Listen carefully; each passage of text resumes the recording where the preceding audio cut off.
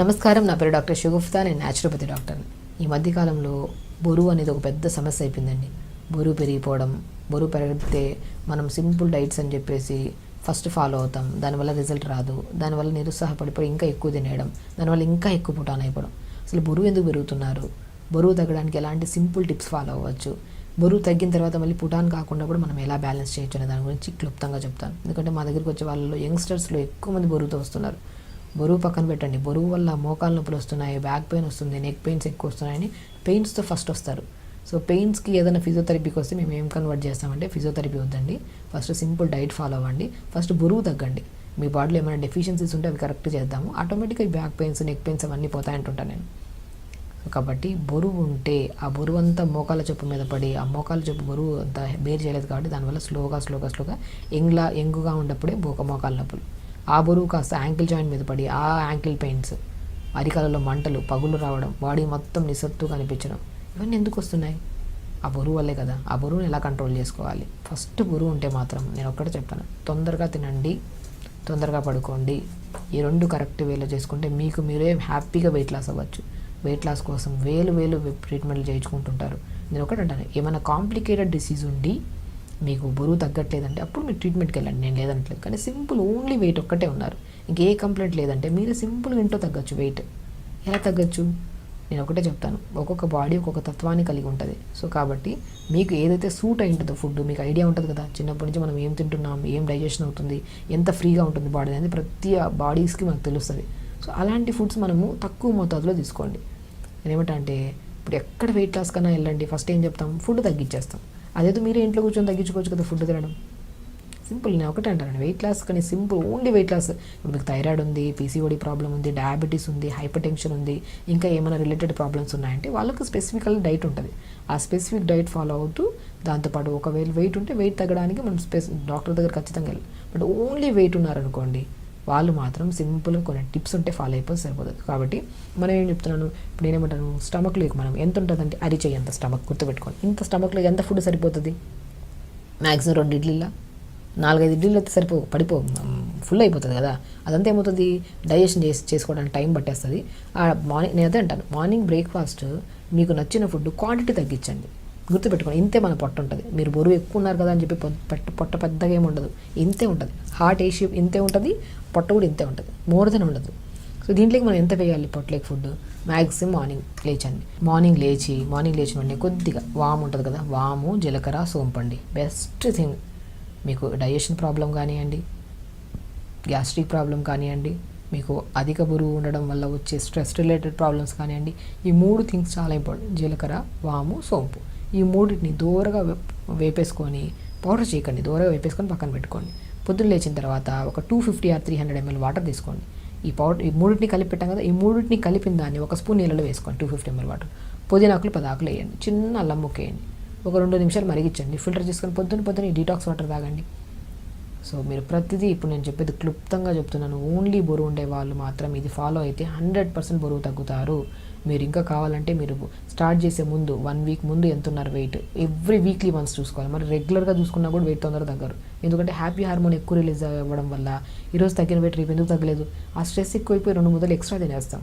ఆ ఒక కాన్సెప్ట్ మర్చిపోకండి. కాబట్టి ఈరోజు వెయిట్ చూసుకున్నాం, ఇక 7 రోజుల వరకు వెయిట్ చూసుకోవద్దు. సో ఇప్పుడు నేను చెప్పిన డైట్ని ఫాలో అయితే 7 రోజుల తర్వాత every week 1.5 kg, 2 kgs, depends మీ బాడీ ఎంత మెటబాలిజం స్పీడ్ అయ్యడం వల్ల 1 kg 700 grams లేదంటే 2 kgs డిపెండ్స్. బాడీ కొంతమందికి 2 kgs 2.5 kg కూడా తగ్గే ఛాన్సెస్ ఉంటాయి, బాడీ మెటబాలిజంని బట్టి, మనం చేసే మన ఒక ప్రాసెస్ని బట్టి.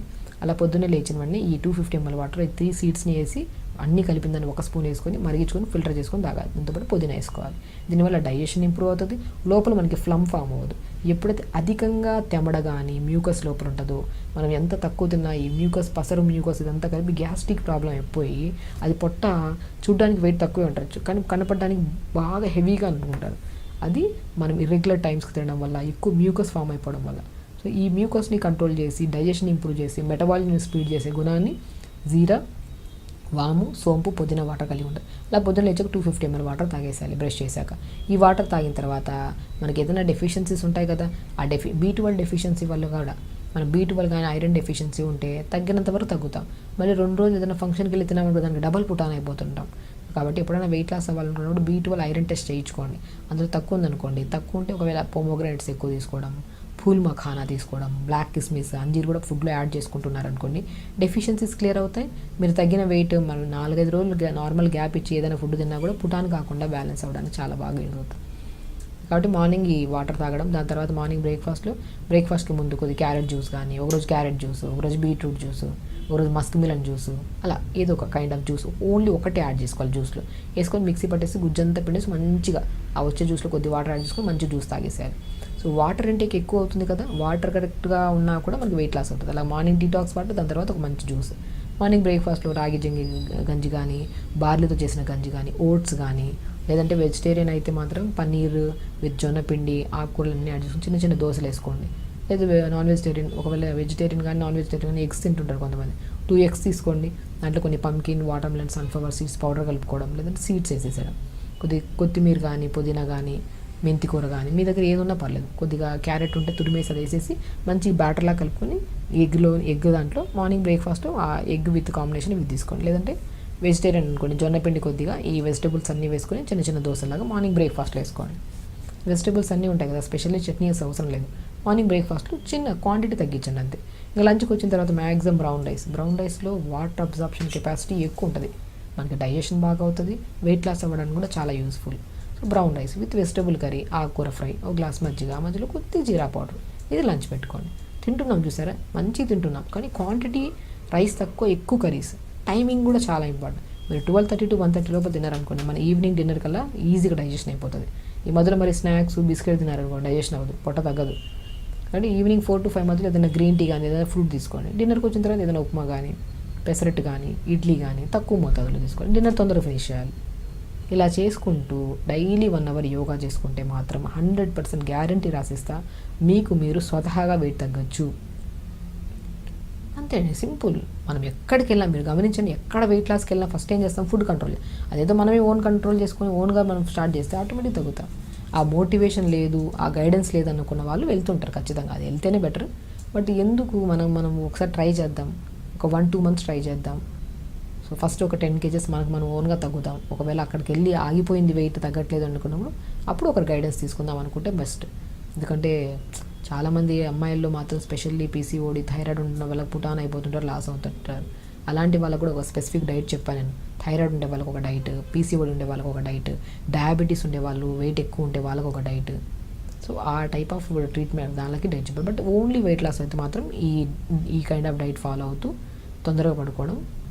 అండ్ స్పెషల్లీ కొన్ని టెస్టుల్లో B12 ఐరన్ టెస్ట్ చేసుకొని తక్కువ ఉంటే, ఇప్పుడు నేను చెప్పిన డైట్లో మొత్తం యాడ్ చేసుకుంటుంటే మాత్రం B12 క్లియర్గా ఉంటే తగ్గుతాం తొందరగా, అండ్ మళ్ళీ పుటాన్ కూడా అవ్వం తొందరగా వెయిట్. ఇది ఒక్కటి రెక్టిఫై చేసుకుంటే సరిపోతుంది.